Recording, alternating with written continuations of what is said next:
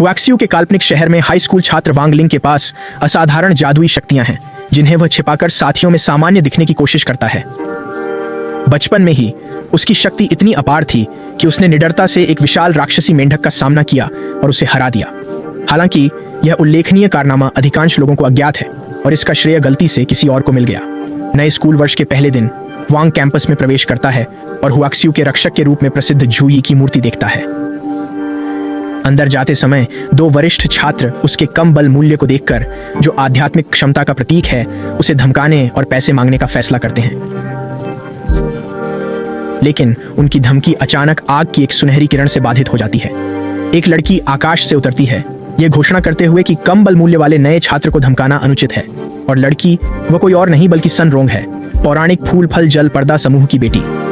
सभी उसकी प्रशंसा करते हैं, जबकि वरिष्ठ उसकी प्रतिष्ठा से डरकर यह कहते हुए पीछे हट जाते हैं कि लड़के लड़कियों से नहीं लड़ते। वह वांग के पास जाकर उसे आश्वस्त करती है कि वह हर हाल में उसकी रक्षा करेगी और वे हाथ मिलाते हैं। लेकिन सबके आश्चर्य से वह उसे वही $10 देता है जो गुंडों ने मांगे थे, जिससे सन रोंग सहित सभी भ्रमित हो जाते हैं, क्योंकि उसे लगा था कि उसकी रात की दर इससे ज्यादा है। बाद में जू होलोग्राम रूप में प्रकट होता है और छात्रों को कक्षा निर्धारण के लिए आध्यात्मिक शक्ति परीक्षण के लिए इकट्ठा होने को कहता है और उत्कृष्ट अंक वाले छात्रों को एलीट कक्षा में रखा जाएगा, जबकि अन्य सामान्य कक्षा में होंगे। परीक्षण शुरू होते ही पहला छात्र जुआन खुद को फर्श पर पानी वाले एक अंधेरे कमरे में पाता है, जब अचानक एक विशाल मेंढक दिखाई देता है और पानी चमकने लगता है। छात्र बाहर से एक बड़े प्रदर्शन पर यह दृश्य देखते हैं।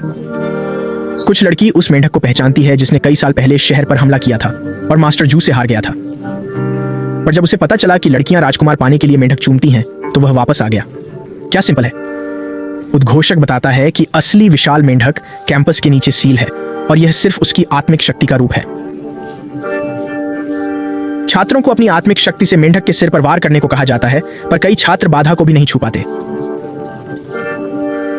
तब चेन चाओ नाम का एक लड़का आता है, आत्मविश्वास से अपने आग से चमकते हाथ से मेंढक की बाधा को मारता है और चुना जाता है क्लास एलीट के लिए गुहाओं के साथ, जिसका प्रभावशाली बल मूल्य 886 है।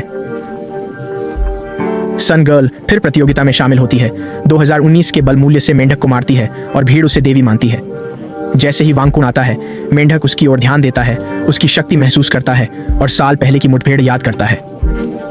मेंढक सोचता है कि अगर वो हमला करे तो उसकी आत्मा खतरे में पड़ जाएगी। वांग अपना औसत दिखावा बनाए रखने के लिए कम ताकत लगाकर ज्यादा मेहनत करने का नाटक करता है। जैसे ही वो वार करने वाला था, स्क्रीन खराब होकर मेंढक की उल्टी तस्वीर दिखाने लगी। सबको हैरान करते हुए वांग का ताकत का आंकड़ा स्क्रीन पर 99,99999 दिखाया गया। भीड़ दंग रह गई और सन को एहसास हुआ कि इस बार विशाल मेंढक के चारों ओर कोई सुरक्षा कवच नहीं था। उसने सोचा कि मेंढक ऐसे क्यों प्रतिक्रिया दिखाई जब उसने वास्तव में उसे मारा नहीं था, और समझा कि वो मर चुका था। वो कक्षा के टॉपर्स में शामिल हो गया और पैन शिक्षक पहला आह्वान पाठ शुरू करते हैं। पैन बताते हैं कि उनके आसपास आत्माएं हैं और उन्हें अपनी आध्यात्मिक शक्ति से अंतरिक्ष में मार्ग बनाकर प्राणी बुलाने हैं। वह आगे बताती हैं कि बुलाई गई आत्मा का आकार और शक्ति उसके बल स्तर पर निर्भर करती है। छात्र बुलाने का प्रयास करते हैं। चेन एक छड़ी बुलाता है जिस पर सब हंसते हैं। खैर, लगता है वो अपने सम्मन कौशल में नई शाखा जोड़ना चाहता था। उधर सन लड़की एक कंकाल कुत्ता बुलाती है जिसकी पूंछ पर गुलाबी रिबन है और उसे आवारा कुत्ता कहती है। अपनी रचना देखकर वह सोचती है कि सच्चा आध्यात्मिक जानवर बुलाने के लिए कितनी शक्ति चाहिए होगी। वांग की बारी आने पर कक्षा में धमाका होता है और वह परीक्षा वाला विशाल मेंढक बुला लेता है, जिससे सब घबरा जाते हैं। शिक्षक पैन तुरंत हस्तक्षेप करते हैं। सन की कुतिया को मेंढक से मिलाकर एक अजीब हरा कुत्ता बना देते हैं। छात्र इस नई रचना से चकित हो जाते हैं और प्यार से इसका नाम फ्रॉगी 2 रख देते हैं। अगले दिन जब वांग स्कूल जा रहा होता है, अपने बचपन की यादों की बाढ़ उस पर छा जाती है, जो उसे याद दिलाती है कि उसने हमेशा लो प्रोफाइल क्यों बनाए रखने का प्रयास किया है। वह उन असाधारण घटनाओं पर विचार करता है जो उसके चारों ओर घटती हैं, जो उसके जन्म के क्षण से ही शुरू होती हैं, और उस पल को याद करता है जब एक शिशु के रूप में वह बिना सहायता के मां के गर्भ से दुनिया में आया, अपने माता पिता को अपनी सहज शक्ति से चकित कर दिया। जब आप गर्भ से सुपर हीरो की तरह बाहर आ सकते हैं तो दाई की क्या जरूरत, लेकिन उसकी असाधारण क्षमताएं वहीं नहीं रुकी, और जैसे जैसे वह बड़ा हुआ उसने पाया कि उसका स्पर्श ही एक शक्तिशाली ताकत था, जिसने एक बेशकीमती सीमित संस्करण ड्रैगन वध तलवार को तोड़ दिया जो उसके माता पिता ने प्यार से उसके लिए खरीदी थी। हालांकि वह जानता था कि उसकी मां ने वास्तव में एक नकली तलवार खरीदी थी ताकि उसके पिता को अपनी मेहनत की कमाई का आधा हिस्सा बर्बाद करने से रोका जा सके। मेहनत की कमाई जैसे जैसे वह बड़ा हुआ अजीब घटनाएं होती रहीं। एक यादगार जन्मदिन पर केक की मोमबत्तियां बुझाते वक्त उसने अनजाने में पूरा घर जला दिया। लोरियों की जगह यह लड़का बचपन से ही तलवारें तोड़ने और घर जलाने में व्यस्त था। फिर भी जब माता पिता ने उसे 6 साल में स्तर 5 के विशाल मेंढक को हराते देखा तो उन्होंने तय किया कि वाइन को साधारण और खुश जीवन जीना चाहिए। उन्होंने उसे पीठ पर पहनने के लिए सुरक्षा ताबीज और शक्ति दबाने के लिए रोजाना लेने की सोने की गोली दी। इन उपायों के बावजूद वह मजबूत रहा। पिता ने एक नया ज्यादा प्रभावी ताबीज बनाने का वादा किया जो उसकी शक्ति छिपाएगा। तब तक वाइन ने स्कूल जाने और कम से कम ध्यान खींचने का फैसला किया ताकि वह बाकी छात्रों में घुल मिल जाए। स्कूल पहुंचने पर वह कक्षा प्रमुख पद के लिए गर्म चुनाव में फंसा पाता है, जहां चेन और सन गर्ल इस प्रतिष्ठित पद के लिए कड़ी टक्कर दे रहे हैं। सन गर्ल मतदाताओं को लुभाने के लिए अपने समर्थक नए छात्रों को स्टोर से मुफ्त सामान देती है, जिस पर चेन और गू उसे धोखेबाज कहते हैं, लेकिन वह इसे अपनी प्रतिभा और आकर्षण दिखाने का मौका मानती है। कोई भी मुफ्त उपहार नहीं लेता सिवाय वॉन के, जो सन गर्ल के स्वादिष्ट नूडल्स के लिए लालायित है। वह सन गर्ल से सौदा करता है, 5 वोट के बदले 5 पैकेट सूखे कुरकुरे नूडल्स देने का वादा लेता है। उसे उपहार लेते देख सभी लोग वोट के बदले मुफ्त सामान लेने लगते हैं। फिर वह चतुराई से अपनी मोहक कला का प्रयोग करती है, जिससे उपहार पाने वालों के सिर पर जादुई चिन्ह तैरने लगते हैं। दृश्य खुलते ही वह सन गर्ल को विदा देता है और उसे एक सुनहरी गोली देता है, जो उसकी मां द्वारा दी गई आध्यात्मिक शक्ति का उपहार है। उसे लगता है कि 5 पैकेट नूडल्स के बदले 1 वोट काफी नहीं है। उसे नहीं पता कि इससे क्या गलतफहमी होगी। कक्षा में शिक्षक प्रलोभन कला और आध्यात्मिक शक्ति प्रक्षेपण के लिए मंत्र और मुद्राओं के बारे में बताता है। मंत्र की उत्पत्ति 1000 साल पुरानी है, जब छोटा बुद्धिमान नाम का व्यक्ति 3000 से अधिक शिष्यों का नेता था। शिक्षक फिर प्रलोभन मंत्र की शर्तें बताता है, जिसमें मंत्र बोलते हुए उपहार देना शामिल है, न कि दुनिया के लिए अपना कुछ भी देना। यह कार्य एक आध्यात्मिक माहौल बनाता है जो अस्थायी रूप से प्राप्तकर्ता के मन की रक्षा को शिथिल करता है, जिससे यह आध्यात्मिक शक्ति छाप छोड़ सके और नियंत्रण कर सके। वेंग को संदेह होता है जब वह याद करता है कि सोन गर्ल ने मुफ्त में चीजें दी और सोचता है कि क्या उसने यह मोहक मंत्र सभी पर इस्तेमाल किया है। हालांकि उसे अचानक एहसास होता है कि उसने उसे सुनहरी गोली उपहार में दी थी, जिसका मतलब है कि वह मंत्र से प्रभावित नहीं होना चाहिए था। एक त्वरित और सूक्ष्म इशारे से वह उसे गोली खाने का संकेत देता है, जो दुर्भाग्य से उसके लगातार घूरने को रोमांटिक रुचि का संकेत मानती है। बेचारी सोन गर्ल सोचती है कि उसे वेंग की सुनहरी गोली में शक्ति का नया स्रोत मिला है, उसे खा लेती है, पर उसे नहीं पता था यह आध्यात्मिक शक्ति को निचोड़ने वाली थी। घटनाओं का यह अचानक मोड़ सभी को उसके मोहक मंत्र से मुक्त कर देता है और चेन चुनाव में विजयी होकर कक्षा अध्यक्ष के सम्मानित पद पर पहुंच जाता है।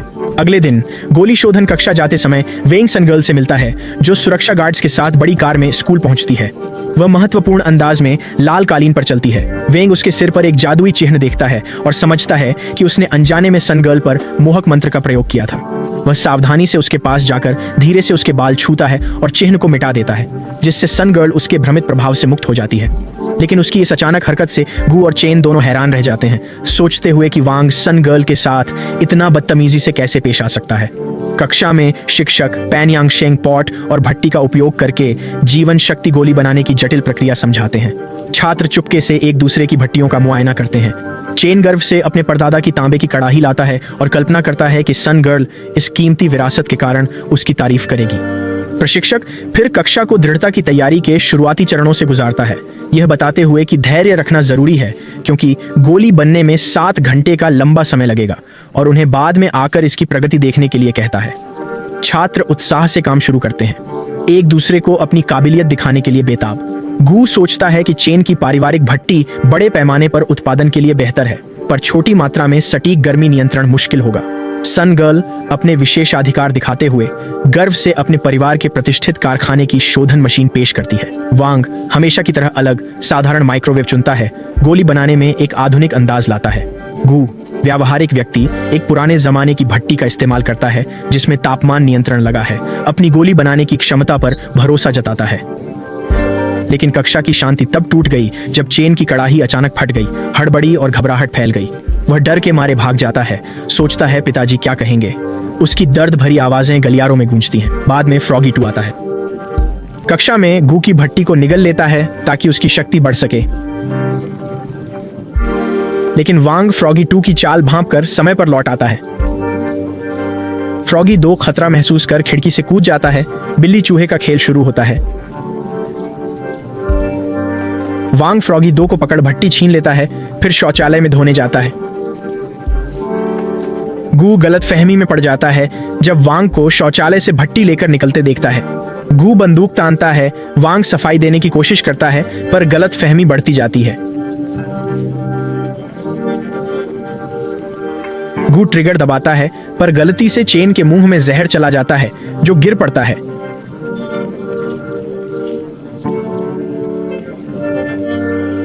वांग चेन को बचाने की कोशिश करता है। गू अनजान रहता है और चेन के इलाज के लिए वांग से मदद मांगता है। बदले में वह वांग को भट्टी लेने के लिए माफ करने का वादा करता है। वे चेन को कक्षा में ले जाते हैं और लेवल 3 की किताब से मारक बनाना शुरू करते हैं, जानते हुए कि 4 घंटे लगेंगे। इंतजार के दौरान शरारती फ्रॉगी तो फिर से भट्टी को खाने की कोशिश करता है। गू तुरंत फ्लैश का इस्तेमाल करता है, जिससे फ्रॉगी 2 आध्यात्मिक ऊर्जा छोड़ता है और प्री हीटर बन जाता है। वह देखता है कि फ्रॉगी 2 की ऊर्जा ने अनजाने में भट्टी को गर्म कर दिया है। इस मौके का फायदा उठाते हुए वे फ्रॉगी 2 की ऊर्जा का इस्तेमाल भट्टी को तेज करने के लिए करते हैं। जैसे ही वे खत्म करते हैं, कक्षा के लौटने की आवाज सुनाई देती है, जो उनके पकड़े जाने का संकेत देती है। वांग तुरंत हरकत में आता है, दृश्य छिपाने की कोशिश करता है, जबकि गू आने वाले छात्रों को रोकने का प्रयास करता है। गू की कोशिशों के बावजूद प्रशिक्षक पैन और बाकी छात्र कक्षा में प्रवेश कर जाते हैं। गू के आश्चर्य से सब कुछ सामान्य दिखता है और उसे पता चलता है कि वांग ने जल्दी से सब कुछ छिपा दिया। प्रशिक्षक पैन गू की भट्टी से एक सुनहरी गोली निकालता है, उसे 85 का शानदार अंक देता है, लेकिन जब वह वांग के माइक्रोवेव की जांच करती है तो गोली टूटी और जली हुई मिलती है, बिल्कुल विस्फोटक जैसी। पैन उसे डांटती है, जिससे गू को लगता है कि वांग ने अपनी गोली गू को दे दी और चेन की ले ली। मन ही मन उसने वांग का सबसे अच्छा दोस्त बनने की कसम खाई, अनजान कि उसकी असली गोली पूरे वक्त भट्टी में ही सुरक्षित थी, जबकि वांग का माइक्रोवेव गोली बनाने में पूरी तरह से नाकाम रहा था। कक्षा के बाद वे चेन को कड़ाही से निकालते हैं। पता चला कि चेन को छिपाने की जल्दी में वांग ने उसे अपनी टूटी कड़ाही में डाल दिया था। बाद में चेन जमीन पर जागता है और अपनी कड़ाही के बारे में पूछता है। गू कहता है कि वे उसे ठीक करने में सफल रहे। फिर वह वांग को गले लगाता है, बुरा सोचने के लिए माफी मांगता है और रो पड़ता है। कक्षा में सन गर्ल वांग से डेट पर जाने को कहती है, जिससे वह अवाक रह जाता है। तभी वह छत पर खरगोश मास्क वाले 2 हत्यारों को देखता है, जो सन गर्ल पर स्नाइपर राइफल तान रहे हैं। तुरंत कार्रवाई करते हुए वह अपनी शक्तियों से गोली को मोड़ देता है, जिससे सन गर्ल बच जाती है। खतरे से अनजान वह वांग से डेट पर जाने की विनती करती रहती है। उसे वांग को चुनते देख चेन दुखी होकर रोने लगता है और गू उसे सांत्वना देता है। तभी प्रशासक कक्षा में आता है और वांग को बुलाता है, जो उसके साथ चला जाता है। सन गर्ल गलती से मानती है कि वांग ने हाँ कहा और उनकी प्रेम कहानी की अफवाहें आधिकारिक गुट के 60 पृष्ठ पर फैलने लगी।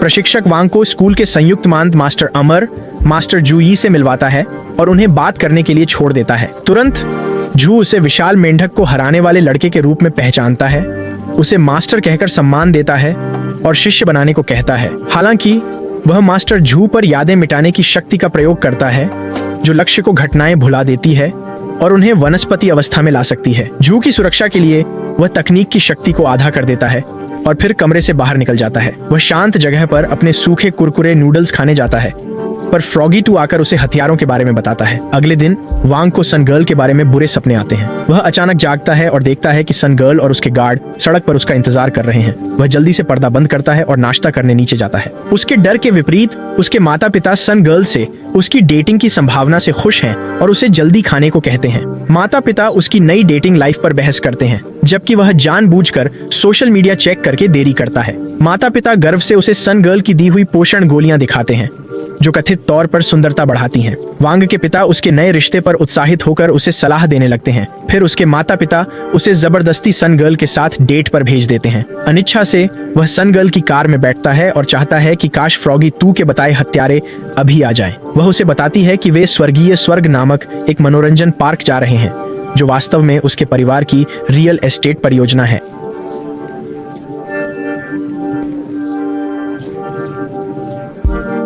वाणिज्य और मनोरंजन को जोड़ती है और बताती है कि दादाजी ने यह सिर्फ उसके लिए बनाया था। वोंग को छेड़ते हुए वह मजाकिया अंदाज में कहती है कि उसने यह जगह पहले नहीं देखी क्योंकि वह अपने जीवन के प्यार को पहली बार यहाँ लाना चाहती थी। फिर हंसते हुए कहती है कि यह सिर्फ एक मजाक था। फन पार्क में वे ब्रह्मांड की गुफा जाते हैं जहां गाइड बताता है कि अंदर की दीवार भविष्यवाणी की दीवार है। कहा जाता है कि परी के मुंह में हाथ डालने से दीवार प्रतिध्वनि द्वारा उनके रिश्ते का भविष्य बताएगी। सन गर्ल किंवदंती पर विश्वास करते हुए उसे इसे आजमाने के लिए मना लेती है, लेकिन जैसे ही वे परी के मुंह के पास पहुंचते हैं वह दो हत्यारों को देखता है जो उनका पीछा कर रहे थे। हत्यारे बंदूकें निकालकर गोली चलाते हैं, पर वो गोली मुंह से पकड़ लेता है और वह गलतफहमी में सोचती है कि वह मुस्कुरा रहा है। उसकी रक्षा करने और नुकसान रोकने के लिए वह हथियारों को रोकने के लिए अपनी शक्तियों का इस्तेमाल करता है। फिर वह 50% भूलने की चाल से सन गर्ल और गाइड के दिमाग से इस घटना को मिटा देता है। वांग और सन गर्ल डेट जारी रखते हैं। वोंग हथियारों के हर प्रयास को रोककर उनकी सुरक्षा सुनिश्चित करता है। वह जरूरत पड़ने पर भूलने की चाल से इन घटनाओं को उनकी याददाश्त से मिटा देता है। शाम को वह पूछती है कि क्या वे फेरिस व्हील पर चढ़कर आतिशबाजी देख सकते हैं। वांग मानता है, सोचकर कि शायद वहां शांति मिलेगी, पर ऐसा नहीं होता। वे दोनों सीट पर आमने सामने बैठते हैं, पर हत्यारे भी फेरिस व्हील में घुस जाते हैं। जब वे खूबसूरत नजारे का मजा ले रहे होते हैं, हत्यारे अचानक बंदूकें तानकर सामने आ जाते हैं। सनगर्ल को शक है कि हत्यारे शैडो गुट से हैं। वो वांग की रक्षा के लिए उनके बीच खड़ी हो जाती है। ये देखकर वांग गुस्से में आ जाता है। उसकी आंखें लाल हो जाती हैं। वो अपनी आंखों से हत्यारों के हथियार और फोन बंद कर देता है और उन्हें फेरिस व्हील से बाहर फेंक देता है।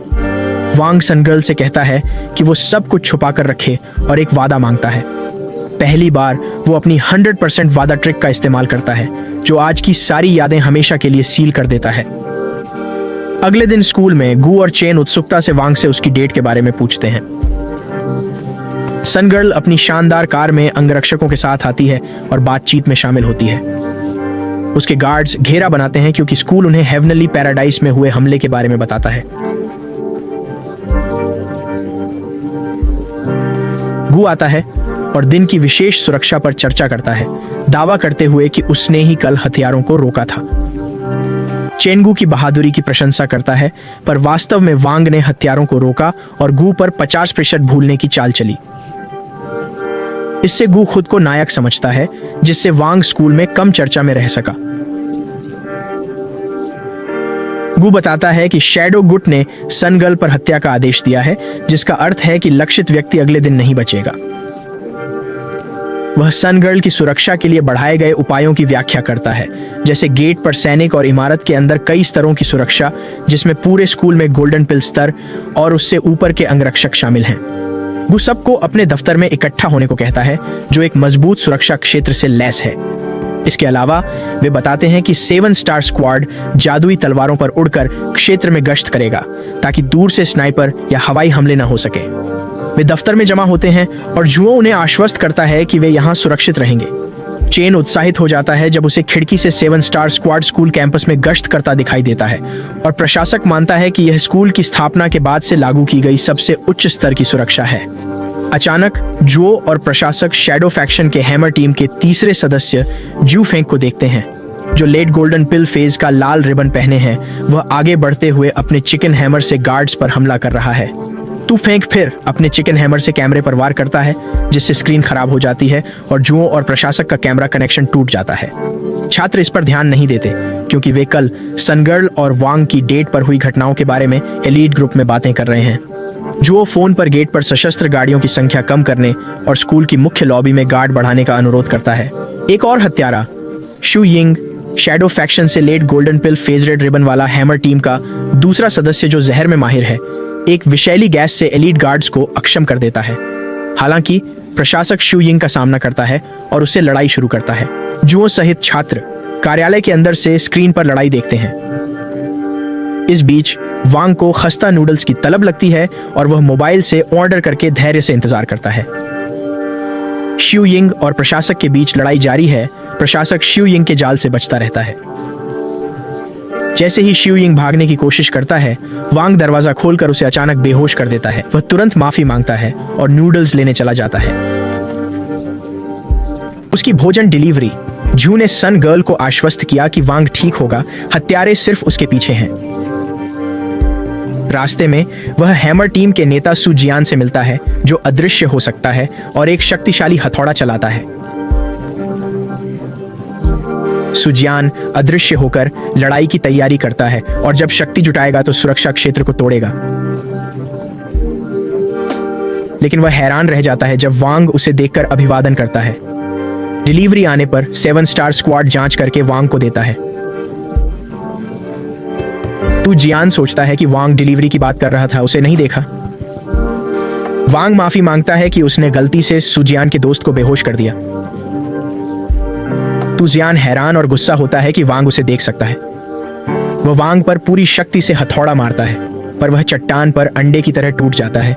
वांग बिल्कुल अछूता रहता है। इस बीच वांग बेफिक्री से अपने कुरकुरे नूडल्स खाता रहता है। सुजियान डर जाता है और सोचता है कि प्राथमिक चरण में होने पर भी वांग के पास इतनी आध्यात्मिक शक्ति कैसे है। वांग फिर तू जियान को बाहर खींचता है, जो जमीन पर गिरा पड़ा है। जू उसे बधाई देने आता है और उसे गुरु कहकर संबोधित करता है। वांग फिर से जू पर 50% भूलने की चाल चलता है। उसे यकीन दिलाता है कि उसने ही सुजियान को हराया। वह सुजियान को जू के हवाले कर देता है और हथियारों के हमले से घायल होने का नाटक करता है। हथियारों को पुलिस पकड़ लेती है और सब जू की वीरता की तारीफ करने उसके पास जमा होते हैं। वे जू की बाहों में घायल दिखते वांग को देखते हैं। वांग स्कूल में हथियारों के हमले के बाद बीमार होने का बहाना करता है और 10 दिन घर पर आराम करता है। माँ उस पर चिल्लाती है, नाटक बंद करने को कहती है। कल स्कूल को बताओ कि ठीक हो गए हो, परसों स्कूल जाना है। वह उस दिन को याद करता है। सन गर्ल कितनी चिंतित थी, असल घटना से अनजान। कम चर्चित नायक के रूप में वह सोचता है कि जू को श्रेय देना चाहिए, जिसने हथियारों को मारा। वह अपने खास उपचार केबिन में लेटा है, जो सन गर्ल ने बनवाया था, उसे पूर्ण उपचार अनुभव देने के लिए।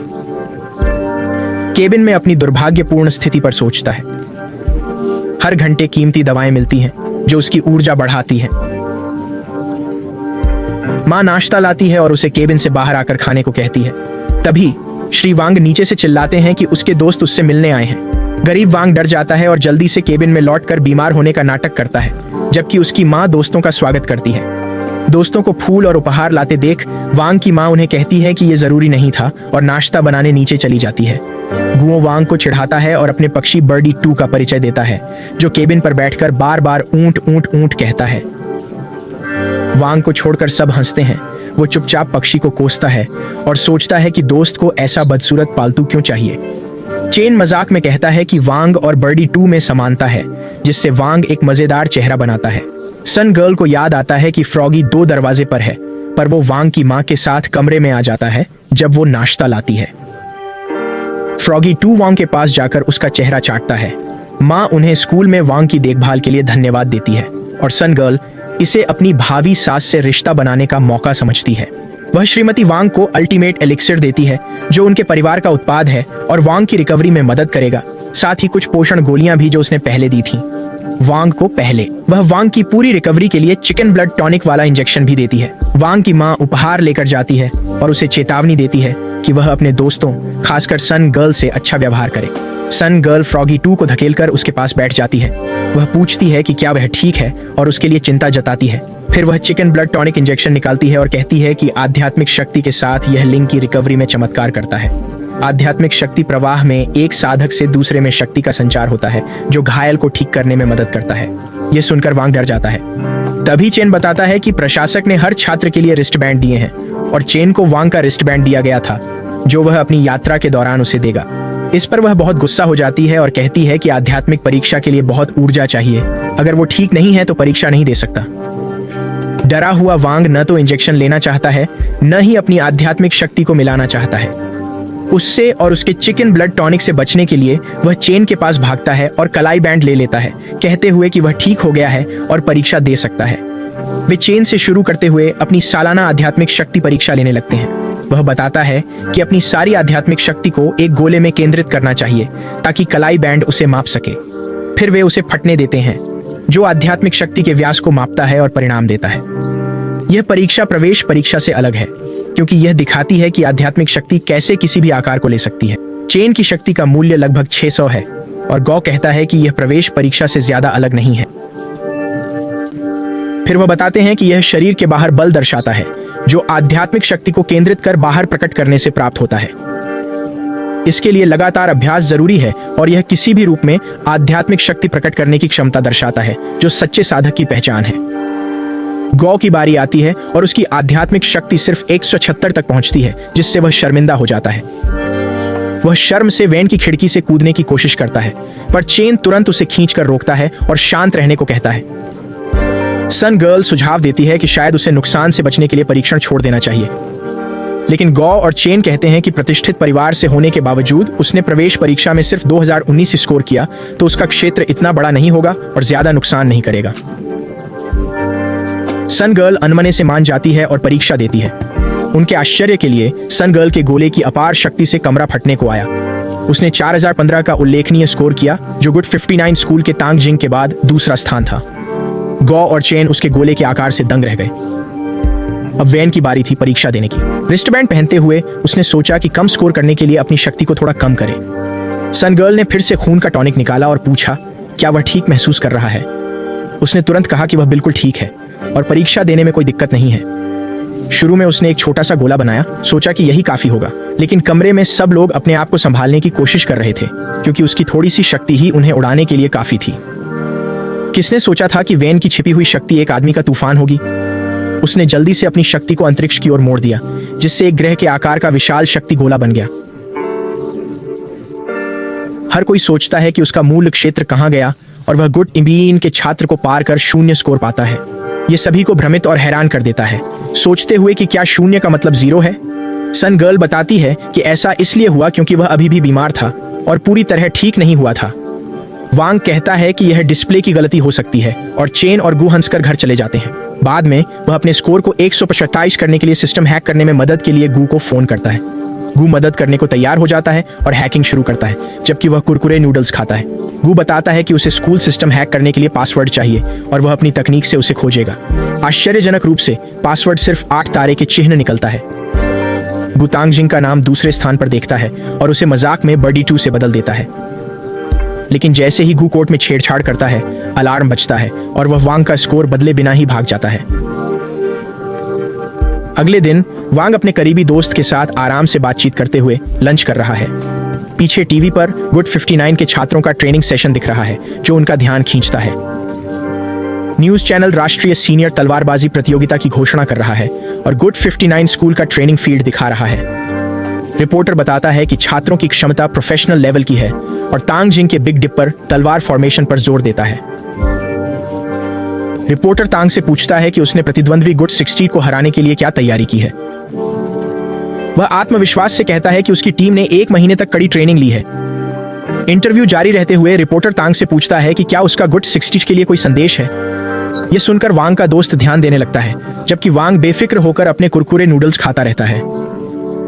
तांग सन गर्ल की अपार शक्ति को स्वीकारते हुए तलवारबाजी प्रतियोगिता में उसके कौशल देखने की उत्सुकता जताते हैं, लेकिन जब 0 अंक पाने वाले वांग के बारे में पूछा जाता है तो उनकी निराशा साफ झलकती है। वे व्यंग्यात्मक लहजे में वांग को अमृतत्व साधना की शुभकामनाएं देकर साक्षात्कार समाप्त कर देते हैं। उस रात वांग और उसके दोस्त लंबे दिन के बाद घर पर आराम फरमा रहे थे। अचानक उन्हें एडमिन से एक चैट ग्रुप का अनपेक्षित निमंत्रण मिलता है, जो सबको हैरान कर देता है। एडमिन बताता है कि वे 4396 राष्ट्रीय वरिष्ठ चरण तलवारबाजी प्रतियोगिता के प्रतिभागी हैं। हैरानी की बात यह है कि उनका वफादार कुत्ता फ्रॉगी 2 भी इसमें शामिल है। दरअसल फ्रॉगी 2 ने आध्यात्मिक शक्ति परीक्षा में 5000 अंक पाकर तांग को भी पछाड़ दिया और प्रतियोगिता में जगह बनाई। समूह आश्चर्यचकित है जानकर कि प्रतियोगिता में जानवरों की भागीदारी का पूर्व उदाहरण है। आगामी प्रतियोगिता की कल्पना से वातावरण उत्साह से भर जाता है। चेन पिता को खबर सुनाता है, जो गर्व से भर जाते हैं और उसे लाई चाओ नामक विशेष आध्यात्मिक तलवार देते हैं। गु फिर उत्साह से अपनी प्रिय तलवार के बारे में बताता है, जो उसके पास लगभग 8 साल से है। तलवार की धार स्तर 3 के शक्तिशाली आध्यात्मिक जानवर नाइट टेबल टाइगर के दांतों से बनी है। सन गर्ल वीडियो कॉल से जुड़ती है और अपनी आध्यात्मिक तलवार पोषण दिखाती है। प्रशासक तलवार के नीले रंग से चौंक जाता है और बताता है कि सन गर्ल ने तलवार की आत्मा उत्पन्न की है। प्रशिक्षक पैन तलवार की चमक देखकर सन गर्ल की प्रशंसा करते हुए कहते हैं कि परिवार के लाभों के बावजूद उसने सच्ची तलवार की आत्मा विकसित करने में समय और प्रयास लगाया है।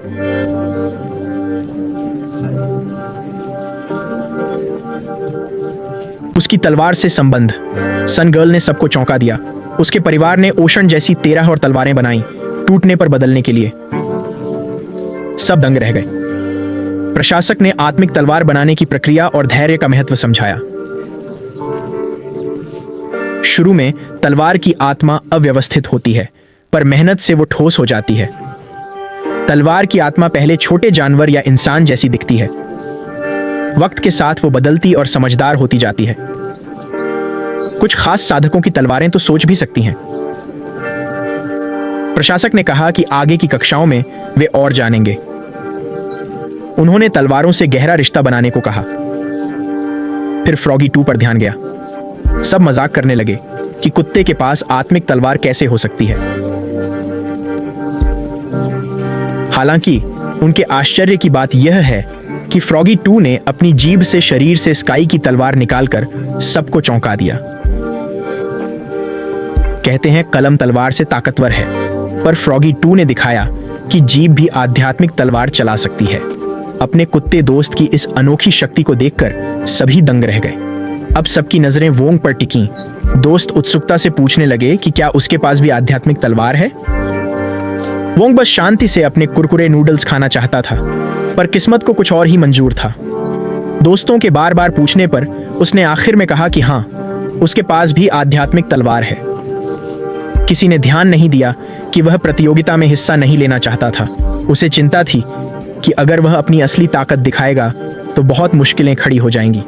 हालांकि उसके दोस्त और प्रशिक्षक प्रतियोगिता को गंभीरता से लेते हैं, जिससे उसे कहना पड़ता है कि उसके पास आध्यात्मिक तलवार है। वह तलवार के बारे में पूछने नीचे जाता है, पर मां को पिता से एंटी एजिंग क्रीम पर बहस करते सुनता है। वह देखता है कि टीवी पर समाचार में एक आध्यात्मिक बल रासायनिक संयंत्र में विस्फोट की खबर है। विशेषज्ञ आध्यात्मिक प्रतिमाओं के पास उच्च आध्यात्मिक शक्ति वाली वस्तुएं न लाने की चेतावनी दे रहे हैं। बाद में ब्रेकिंग न्यूज में कल्टीवेशन काउंसिल की सेना शैडो फैक्शन के अड्डे को घेर लेती है, जो पहली बार खोजा गया है। खरगोश मुखौटे वाला शैडो फैक्शन का सदस्य मुख्यालय में प्रवेश करने वालों को चुनौती देता है। हालांकि उसे बख्तरबंद सेना द्वारा गिरफ्तार कर लिया जाता है। फिर जादू दस्ता आता है और बाकी शैडो फैक्शन को तुरंत पकड़ लेता है। मास्टर जू की कार आते ही प्रेस उन्हें घेर लेती है। वह प्रेस से कहते हैं कि पहले 2 बार हथियारों की योजनाएं विफल की, इस बार भी वैसा ही होगा। वे छाया गुट के नेता से मिलने की उत्सुकता भी जताते हैं। वांग टीवी से ध्यान हटाकर माता पिता से आध्यात्मिक तलवार के बारे में पूछता है। वह अटारी में तलवार खोजने जाता है और एक चमकता बॉक्स पाता है। बॉक्स से एक सफेद बालों वाला छोटा लड़का निकलता है। कहता है 10 साल हो गए। चौंक कर वांग बॉक्स बंद करता है और ताबीज से तेज दर्द महसूस करता है। अगले दिन वांग स्कूल गेट के बाहर दोस्तों से मिलता है। गू ने लकड़ी की तलवार का मजाक उड़ाया, कहा कि बच्चों के लिए ही उपयुक्त है। कुछ लड़कियों को यह प्यारी लगी। फ्रॉगी को वांग की तलवार की शक्ति का एहसास हुआ। प्रशासक झू और प्रशिक्षक पैन ने बताया कि प्रतियोगिता गुट मिनफाइट में 5 दिन तक चलेगी। वांग के बिना सामान देख प्रशासक ने पूछा, क्या उसे गुट 59 में रहने की जानकारी थी। वांग जानता था, पर सामान नहीं लाया क्योंकि वह प्रतियोगिता में भाग नहीं लेना चाहता था। उसने सोचा वहां पहुंचकर पेट दर्द का बहाना बनाकर घर लौट आएगा। चेन ने कपड़े साझा करने की पेशकश की, पर सभी इस सुझाव से घृणा करने लगे। झू को छोड़कर सभी बस में चढ़ गए क्योंकि उसे कोई आपात स्थिति संभालनी थी। झू ने वांग को शुभकामनाएं दी, पर वांग ने छिड़कर अपनी खिड़की बंद कर ली। बस के अंदर वांग की तलवार की आत्मा उभरने लगती है, पर वो उसे दबा देता है और पिछले दिन के समझौते की याद दिलाता है। उसने तलवार की आत्मा को चुप रहने के बदले में कुरकुरे नूडल्स दिए थे। कौन जानता था कि एक ताकतवर आत्मा की चाबी एक मजेदार नाश्ता होगी। बस फिर गुट 59 के गेट पर पहुंचती है, जहां तांग जिंग के 3 छात्र और उनकी प्रशिक्षक शी उनका स्वागत करते हैं। पैन और शी एक दूसरे को घूरते हैं। पता चलता है कि वे पहले दोस्त थे, पर अब प्रतिद्वंद्वी हैं। वे लगातार एक दूसरे का मजाक उड़ाते और अपमान करते रहते हैं। शी सन गर्ल से बात करती है और इशारा करती है कि वो गुट 60 की आर्थिक स्थिति सुधार रही है। पैन शी को याद दिलाता है कि सन गर्ल ने उसके स्कूल में दाखिला लिया था, शी के नहीं। पैन फिर तांग के पास एक लड़के पर परीक्षा में धोखा, धमकाना और जानवरों पर अत्याचार का आरोप लगाता है। शी को लगता है जैसे उसे किसी बुलडोजर ने धक्का दे दिया हो। इस बीच वांग चिंतित होकर पेट दर्द का बहाना करने का मौका ढूंढता है। पैन को सबक सिखाने शीवांग पर अपनी परीक्षण चाल आजमाती है। आध्यात्मिक शक्ति उसमें प्रवेश करती है। वह सोचता है कि इसका फायदा उठाकर बच निकले। वह पैन का मजाक उड़ाती है कि वह कमजोर छात्र लाई है और पूछती है क्या वह हार मानने को तैयार है। वांग मौका देखकर छाती पकड़कर जमीन पर गिर जाता है। गुट 60 के सभी लोग उसकी हालत देखने के लिए इकट्ठा हो जाते हैं। अचानक उसकी तलवार की आत्मा प्रकट होकर बताती है कि उसका ताबीज टूट रहा है। वह हैरान होकर पूछता है कि उसे पहले क्यों नहीं बताया, जिस पर वह कहती है कि बस में बताने की कोशिश की थी पर वांग ने उसे वापस धकेल दिया था। तभी ताबीज टूट जाता है और आकाश में अकल्पनीय आध्यात्मिक शक्ति फैल जाती है। सभी डरे हुए हैं और शी पर शक कर रहे हैं कि वह उसे नुकसान पहुंचा रहा है। वह किसी भी संलिप्तता से इनकार करती है और उस पर नाटक करने का आरोप लगाती है। यह सूर्य को गुस्सा दिलाता है और वह शी पर चिल्लाती है कि वांग को देखो, ऐसी हालत में उसे नाटक कैसे कह सकते हो। शी बताती है कि उसने सिर्फ उसकी शक्ति जांचने के लिए एक साधारण आध्यात्मिक परीक्षण किया था। वह गुट 59 के अन्य छात्रों से पूछती है पर सब मना कर देते हैं। सन बुएर्ले चिंतित होकर वांग को थामे रहती है और वह संकट में होने का दिखावा करता रहता है। इस श्रृंखला के दूसरे भाग के लिए लाइक और कमेंट जरूर करें।